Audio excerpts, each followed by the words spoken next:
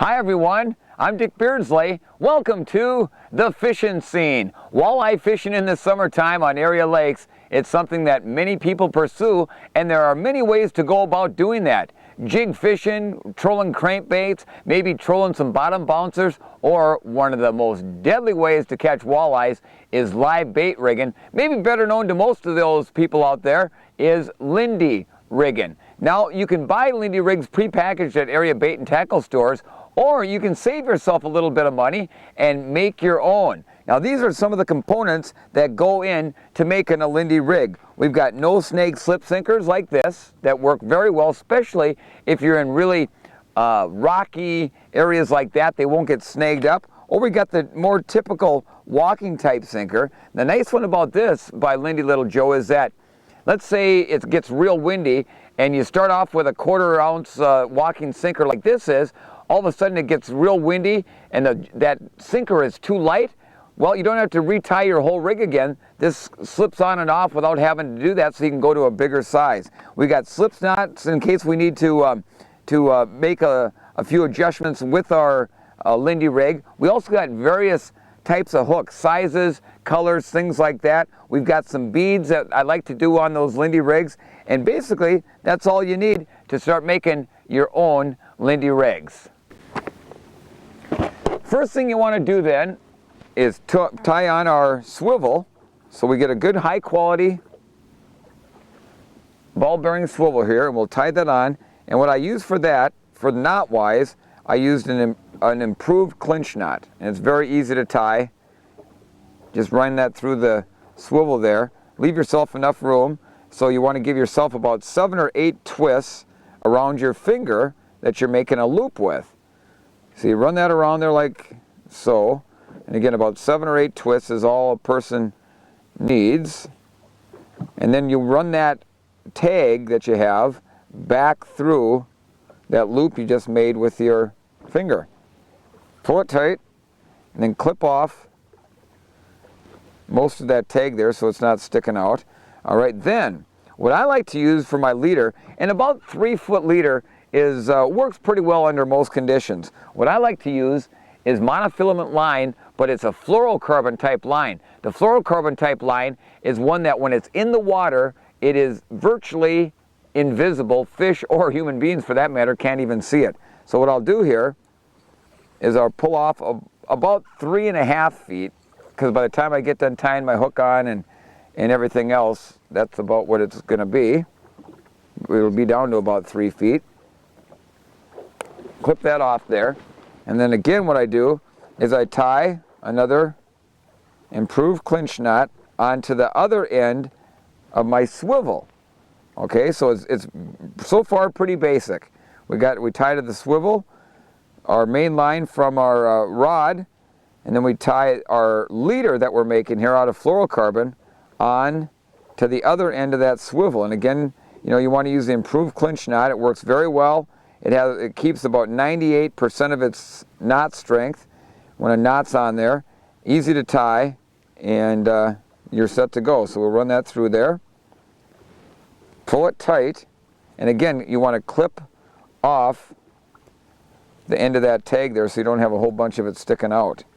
Okay, so we'll go ahead and clip that like this. Then, what I have found over the years that works really well for me is I always, on my Lindy rigs that I make, I always put 3 different colored beads on there. I really feel that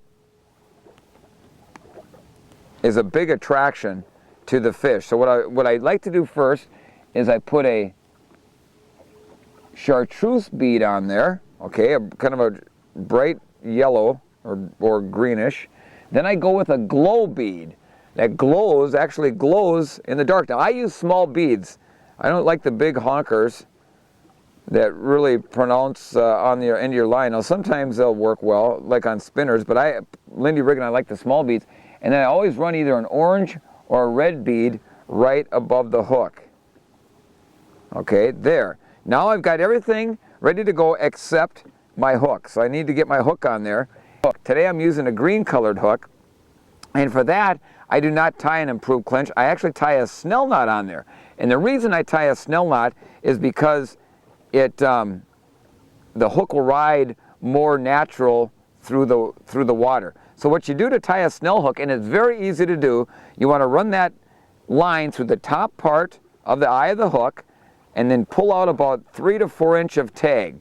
Then you pinch it, that line, right in the curvature of the hook there. You pinch it together like this, and then you go back and wrap it once, twice, 3, 4, 5, 6. Then you take your other hand and pinch that line you just wrapped, and now you've got a loop down here at the bottom that you made, and with that tag, you run that tag back through that loop, just like that. You go back up here, grab the hook and that tag line, and now you pull your line, and that knot will slide right up there. You take your clippers, you clip off that tag end, and now you've got yourself a snelled hook, and it really rides just perfectly in the water. We've got our beads, we've got our swivel, and the only thing left to do is to put on our slip sinker. And because it's not too windy today, I'm going to go with a 1/4 ounce slip sinker. That should work out just fine to keep us down there on the bottom, but not too heavy. If you go with too heavy of a sinker, then what happens is you end up pulling through the weeds more. And again, this is very easy to do. You just slide it on there, and Lindy makes this one that you just follow the the path that leads you to, and it'll go right up to the eyelet there, and there we go. And there we have our Lindy rig. I can get it in my hands here. There we have our Lindy rig. We are ready to go catch some walleyes.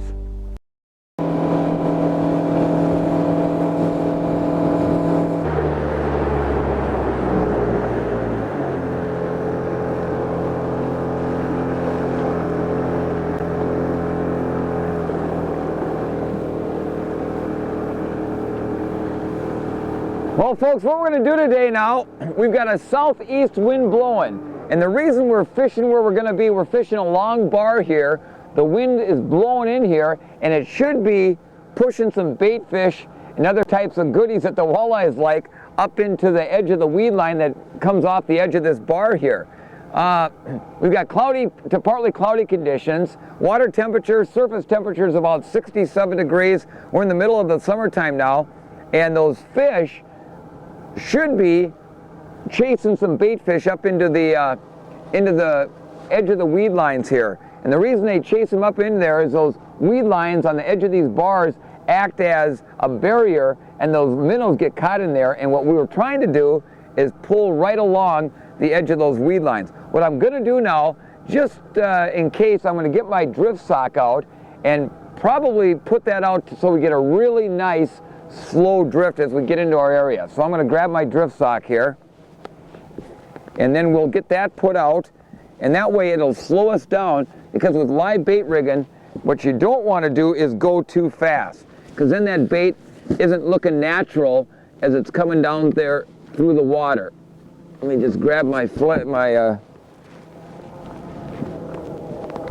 and I'm going to get that put out here, and by putting that out, it really will make a difference as far as slowing us down, and we'll get a nice slow drift, and that's what we want.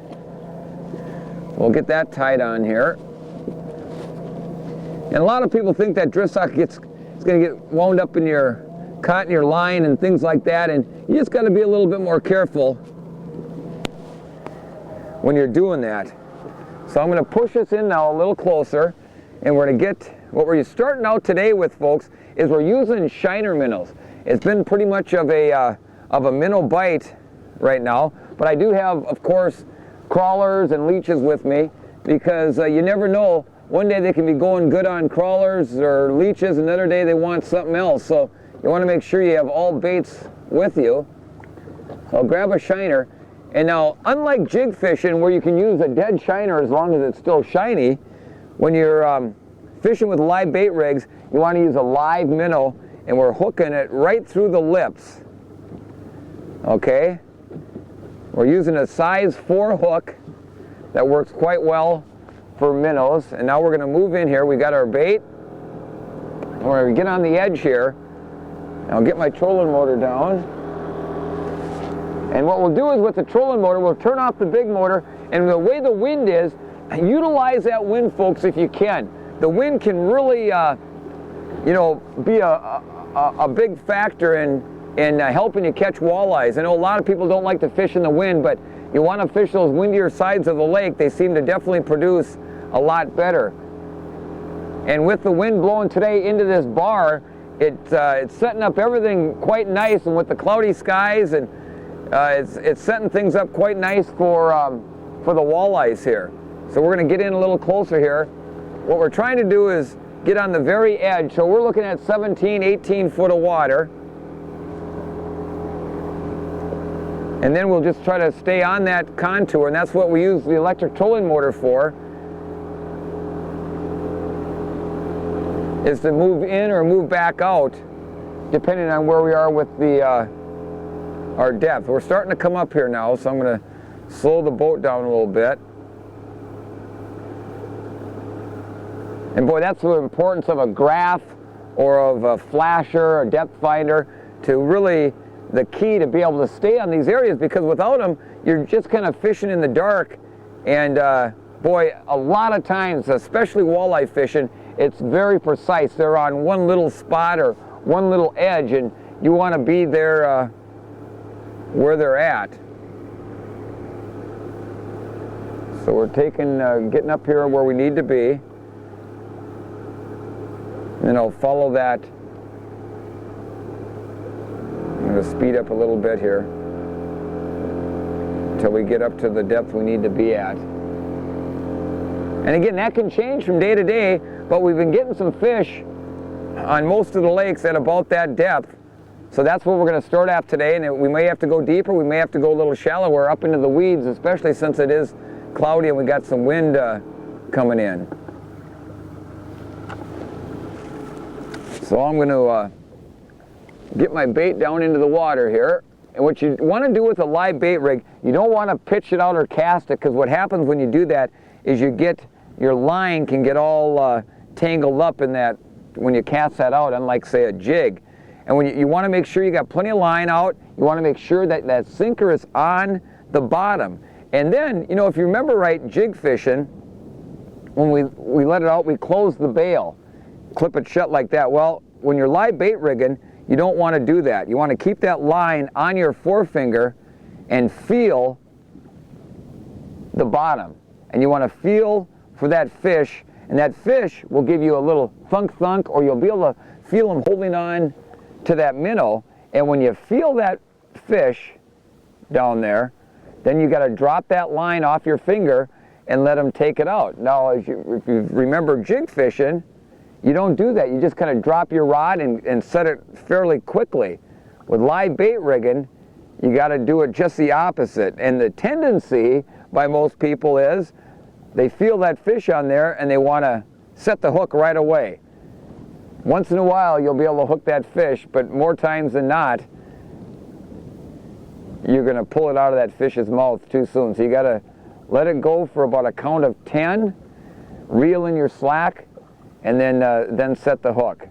So we've got our drift sock out, we've got a nice drift going, and let's hopefully we can get on some walleyes here.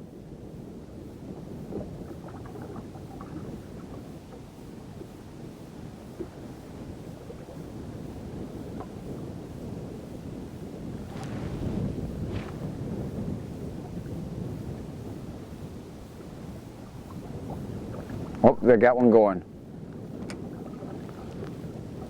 I'm going to let out a little more line here.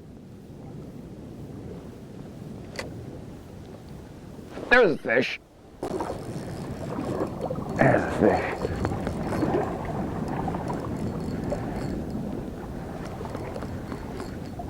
Feels like a walleye. Haven't seen it yet though. Oh yeah. Get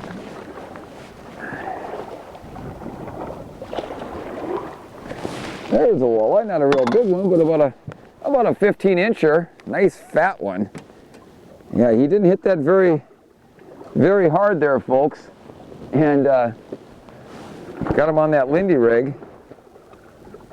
Got it down there. Now I'm going to show you something. He got that down in his gullet pretty good. If I was in there digging for that hook like this, it wouldn't do the fish any good. In fact, it would no doubt kill the fish. And folks, when it comes to walleyes, or any fish for that matter, you know what? A hook costs you what, maybe 25 cents, something like that.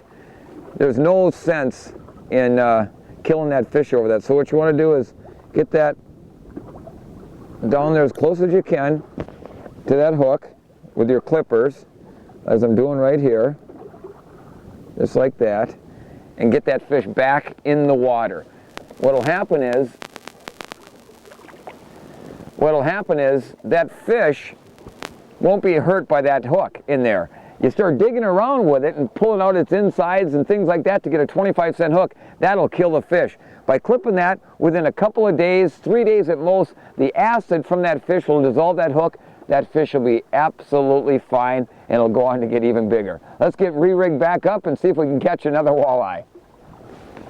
All right, we're baited back up, folks. We'll get back out there and see if we can't get ourselves another fish here. They're hitting it really light, but you feel that little bit of a tug. And what I like to do, since we're fishing right along some of the cabbage, is when I first feel that tug, what I'll do is just kind of put a little pressure on there, and if it's a weed, you'll just get this steady pressure like that. But if it's a fish, most of the time they'll give you just a little bit of a head shake when they grab onto that minnow there. And then that way you can kind of tell for sure, but not always. And again, you want to make sure you got plenty of line out there, so you're about a 45-degree angle into the water. You don't want to be just straight down, but about a 45-degree angle.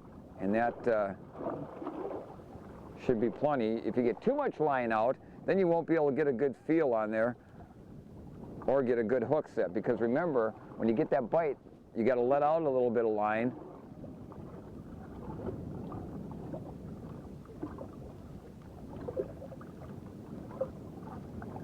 Okay, now right there, here's an example right here, folks, that it feels like a fish, but it could be just that sinker riding up the cabbage. So I'm holding on to it. Yep, and that's what it was. That with the cabbage, there's such a broad leaf, and there's in between the leaves, you've got some distance there, so that minnow or that bait is going to run up the cabbage there like that. In fact, now I think I'm actually got a weed on there. But and if you think you got any foul stuff on the end of your line, make sure. Yeah, see, there's a little bit of cabbage on there right now.